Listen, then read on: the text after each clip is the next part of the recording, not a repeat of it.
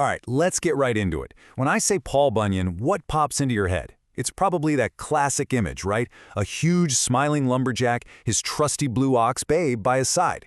You know, the all-American folk hero. But what if that whole story, that cozy, harmless tall tale we all heard as kids, what if it's not so simple at all? What if it's actually something much deeper? I'm talking about a blueprint, a kind of symbolic guide to a really core part of the American psyche. And that's exactly what the analysis we're digging into today suggests. It argues that the Paul Bunyan myth isn't just a story. It's more like a foundational scripture, one that basically justifies and even blesses a national drive for domination and control. You see, that friendly, sanitized image of Paul Bunyan that we all know, it's not an accident. It's doing a specific job.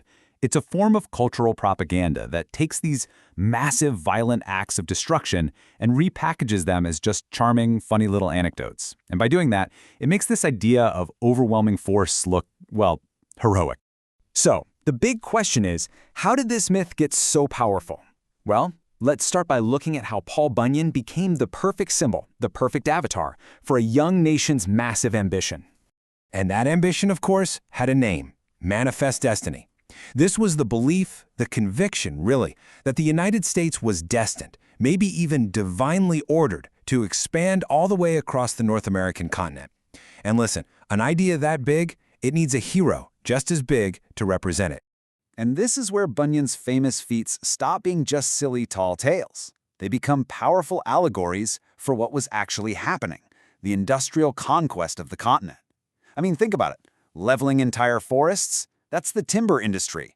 Blasting mountains for railroads? He is the literal personification of the ambition to bend the land to human will. Now, this brings us to a really central concept in this whole analysis. It's a powerful and, honestly, a pretty unsettling idea. It's called brutal creation. So what is brutal creation? The idea is that the act of creating something new and the act of destroying what was there before, they're not two different things. They are one and the same. A single, inseparable act. In this way of thinking, progress isn't about, carefully nurturing something. It's about total erasure. Let's break this down with a couple of his most famous creations. So the story goes, he made the Grand Canyon just by dragging his axe behind him.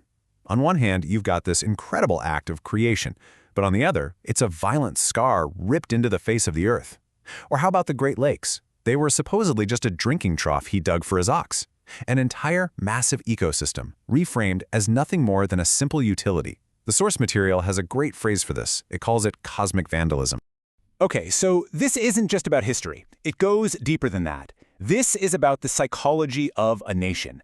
So how exactly does a myth like this tap into a deeper, maybe even hidden part of the American character? Well, the argument is that Paul Bunyan is the perfect symbol for a national will to power. What's that? It's this relentless, almost primal urge to just expand, to master your surroundings, to impose order on anything that seems wild or untamed. Here's a good way to think about it.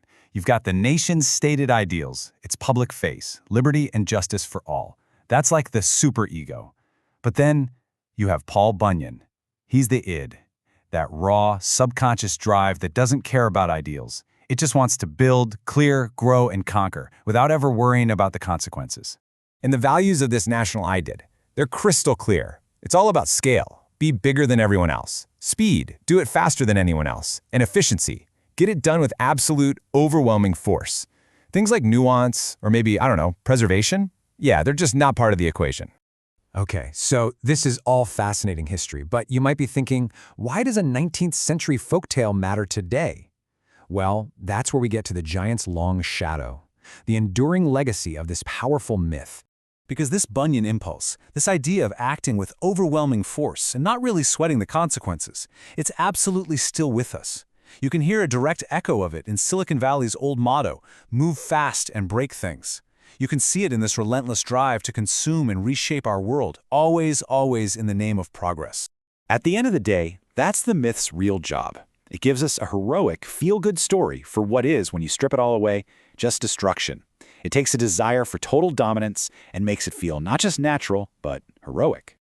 And to really wrap our heads around this, the analysis we're looking at leaves us with this one incredible, powerful metaphor. It asks us to stop thinking of Paul Bunyan as a man with an axe, and instead to picture him as something else entirely, as a machine. Imagine a massive steamroller. Its entire purpose is to create a perfectly smooth, flat road for the future. But by its very nature, the only way it can possibly work is to crush and flatten everything, absolutely everything, that was in its path before. And that leaves us with a really big question, doesn't it? If that engine, that steamroller of brutal creation is still chugging along, what is it building for us right now? And maybe more importantly, what is it flattening in the process?